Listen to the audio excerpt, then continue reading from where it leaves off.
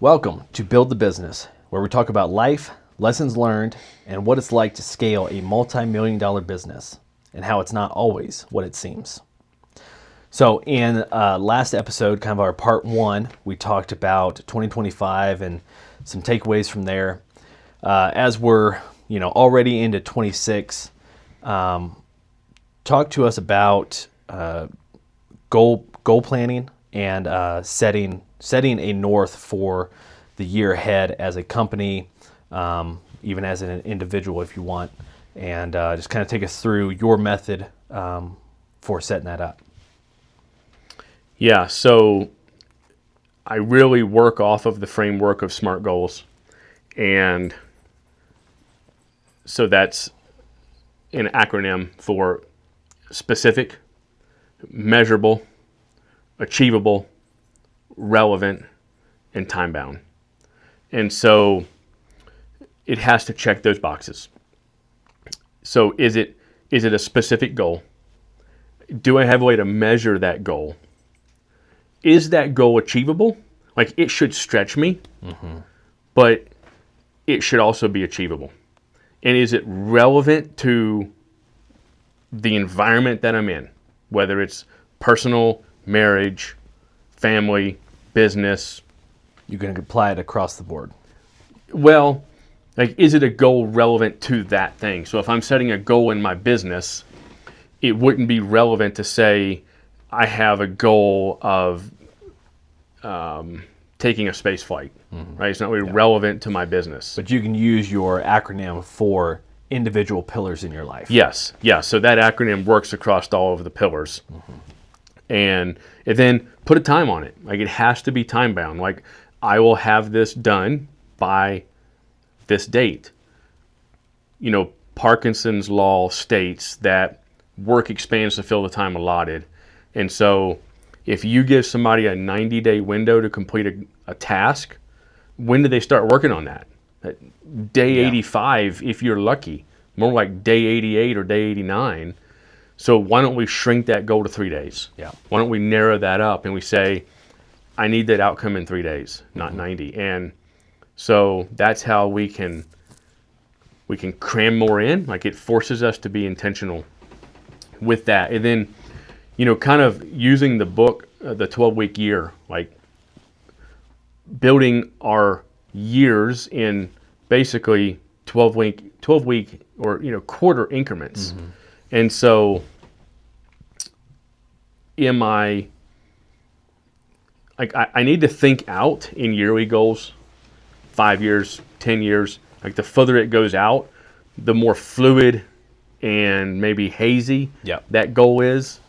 I may set a goal in 10 years, and as I progress, it shifts and moves and looks differently, and things ebb and flow in that, right? But I also need kind of a North Star to aim at. I know I'm going this way. But that's a different goal than I'm going to set for 90 days or for this week or for today by 5. So that SMART goal format can be used whether it's in this episode or whether it's for where I want to be when I'm 80. And so that's kind of the foundation that I use for that. And then, like, determining what goals fit in what buckets, it really begins with that S, with that specific goal and that relevant. Is it specific, and is it relevant to what I'm committed to cause? Is it in alignment with my purpose?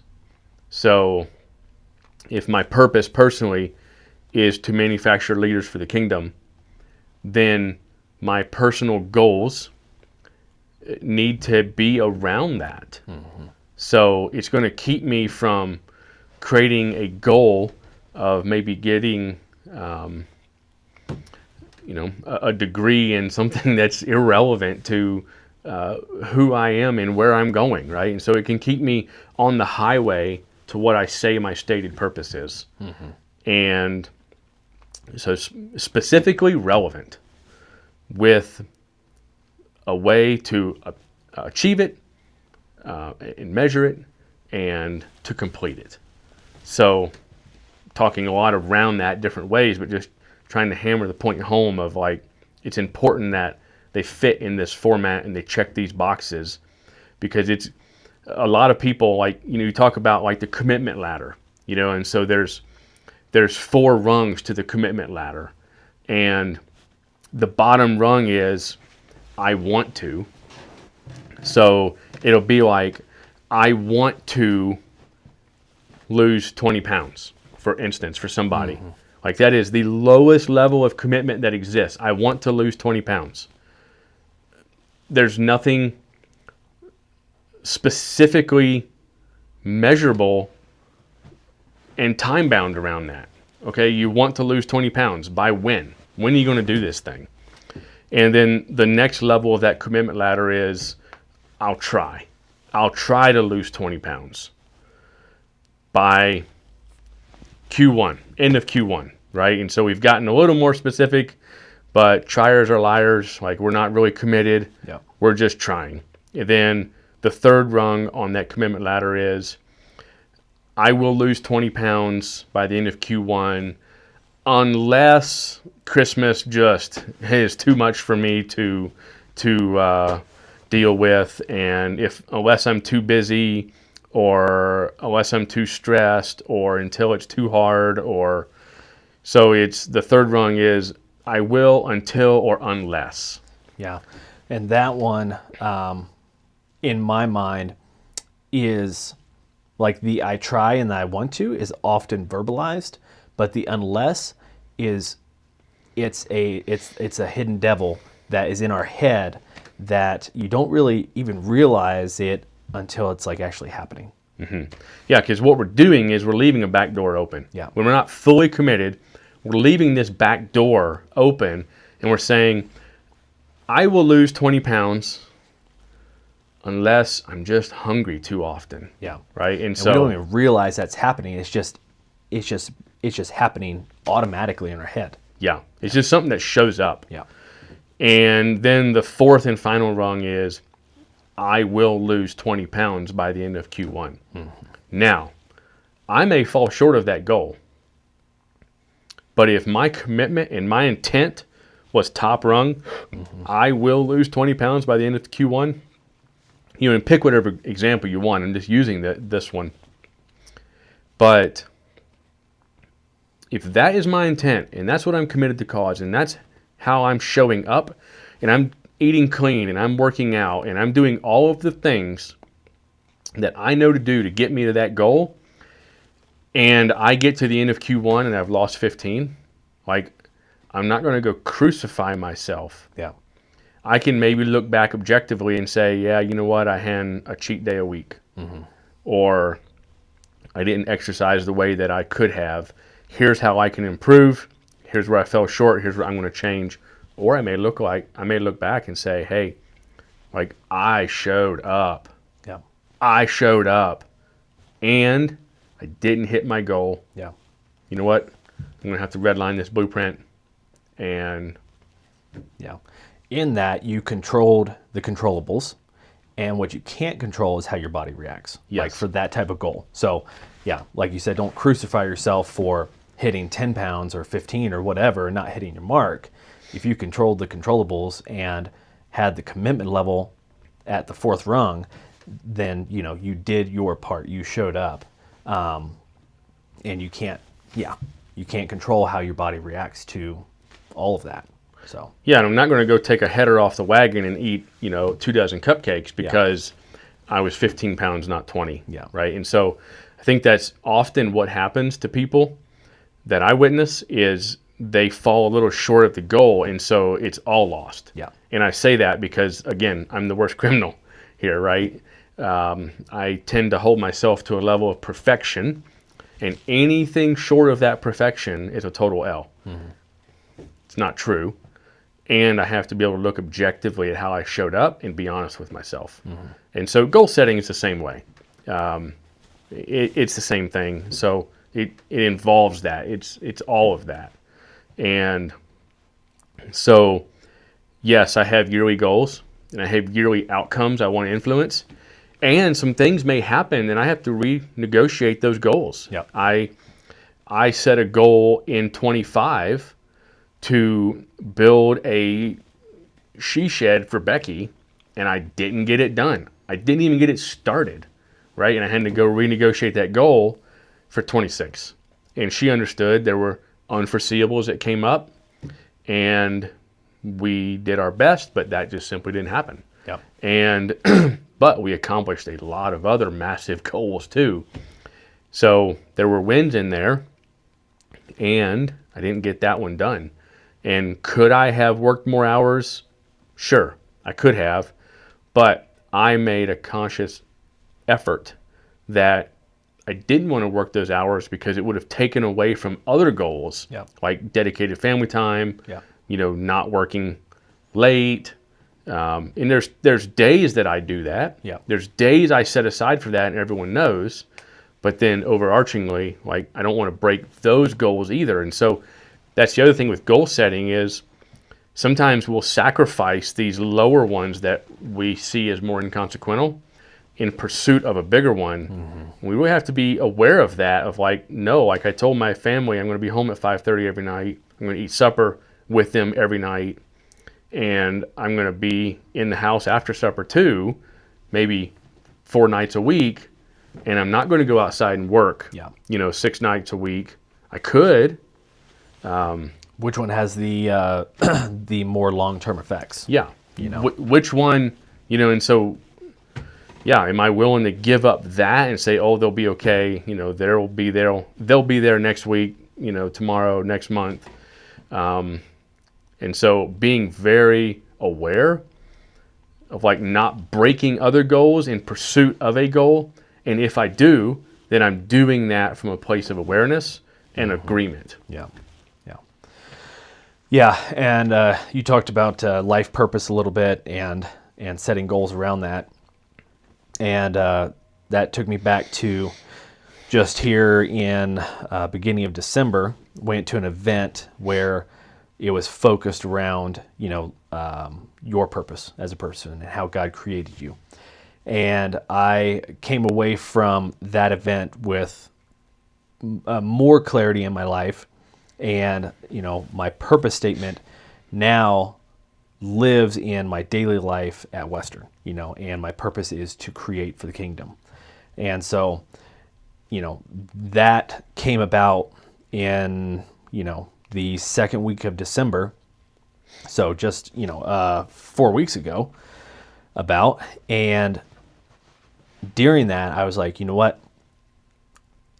That helps me with what I need to do in Western, and that is to create so that other people can see us. And so, that's the reason for the podcast. That's the reason for more intentionality around social media, YouTube, things like that. And I knew in the moment that I had a really short window, and, action beats everything. Like all day long, you said perfection can't be the standard, and so I knew, man, I've got to get boots on the ground. I've got to get this thing started no matter what it looks like, no matter how bad it is. Like, action is king. And so I think that's something that we have built in Western as well as a culture in our team is action. Like, just make it reality first and then make it pretty later. But start getting the work done. And so that's really helped me this year create goals around, what I want to accomplish in work. And that aligns with my purpose. And when you have those two, what you do every day is much more filling. Not that it wasn't filling before, but it's just much more, it's much more satisfying. Yeah. And you talk about purpose. I think it's so important. For me, it's so important is that personal purpose and business purpose have parallel attributes. Yep. So, for instance, I can't have a personal purpose of manufacturing leaders for the kingdom and be a hermit. Yeah. That's not congruent. Yeah. That can't be. So, when you talk about goal setting, it has to be in alignment with who am I? What was I created for? What was my company created for? where am I going? Where's my company going? Where's my family going? Yeah. And making sure there's congruency across that. Now, I'm not saying it has to all be identical. Yeah. But we've got to be, we've got to be going the same general direction here. Yeah. Because if we're going opposite directions, like it falls apart, and something is going to suffer. Yeah. Yeah. So if somebody who has never done goal planning or anything like that, and they wanted to walk away from this episode and sit down tonight, what are some actionable things they can do right now? And it might not be perfect, but what can they take action on to start getting clarity on 26? Well, one of the things with goal setting is we talked about the achievable part of the goal. You need that to stretch you. Sometimes you need to create some goals with some easy wins. Mm-hmm. So it's not all, I'm going to put $10 million in my bank account this year. For most of us, that's not attainable. Yeah.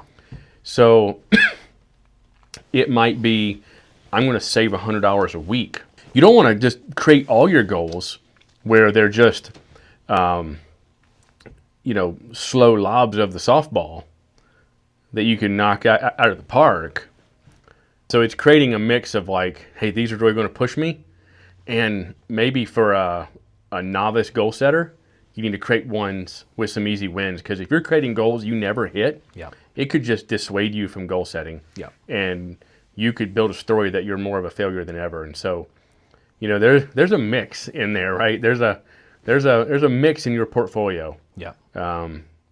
Of, hey, here's some wins, and I can look at these and I can take the win. And here are some that, I think are gonna, I can get, and here are some that are really gonna push me. And so, talk about going home. So it's being aware of what you're setting, and man, start with some easy ones. Hey, I'm gonna go to bed at 9:30 tonight. Yeah. And I'm gonna get up at 5. Mm-hmm. And I'm not gonna hit the snooze button. Like, where can you create wins in your life? Like, there are wins available everywhere if you look. Yeah. And there's losses available everywhere if you look, and most of us do. Yeah. Oh, I overslept. I woke up late. Like, you can change that. Yeah. And so it's being intentional, and it's showing up at a high level. And yeah, it's hard work. It doesn't equal comfort. Yeah. Yeah. Yeah. I couldn't agree more. Like making some goals that you can win at. Especially if you're a person that, like us, grew up criticizing our own stuff a lot. You cultivate a mindset of looking at the L's. And so it takes a lot of intentional work to go flip the script and change your mindset to naturally looking at wins. And so, setting some of those bars kind of low to start reprogramming your brain to say, no, I did win, because this is what I did based off my goal, and start to retrain the path in your mind. Yeah. Yeah, retraining those pathways, those neural pathways are extremely important. And as you do that over and over, you strengthen that connection, and you begin to be able to do things more by habit and default in the way that you look at them.